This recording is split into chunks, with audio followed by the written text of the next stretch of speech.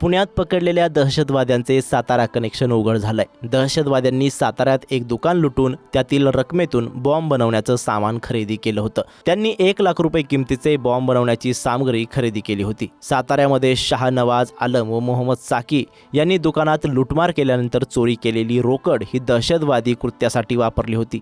आरोपींनी तयार करण्यात आलेल्या बॉम्बच्या चाचण्या विविध ठिकाणच्या जंगलात घेतल्याचं आतापर्यंतच्या चौकशीत निष्पन्न झालंय। पुण्यात पकडलेल्या दहशतवाद्यांचे सातारा कनेक्शन असल्याचं स्पष्ट झालंय। पुण्यातील कोथरूड भागात जुलै 2023 मध्ये 3 दहशतवाद्यांना ताब्यात घेण्यात आलं होतं। मोहम्मद युनुस मोहम्मद याकूब साकी, मोहम्मद शाहनवाज आलम व मोहम्मद इम्रान मोहम्मद युनुस खान या 3 आरोपींना अटक केली होती। दहशतवाद्यांनी टेरर फंडिंगसाठी कशा प्रकारे पैसे जमा केले, ते पैसे नेमके कोणाकोणाला व कशा प्रकारे दिले गेले याबाबतचा तपास सुरू आहे। गेल्या वर्षी पुणे पोलिसांनी पकडलेल्या 2 दहशतवाद्यांनी साताऱ्यातील सोन्याचे दुकान लुटले होते।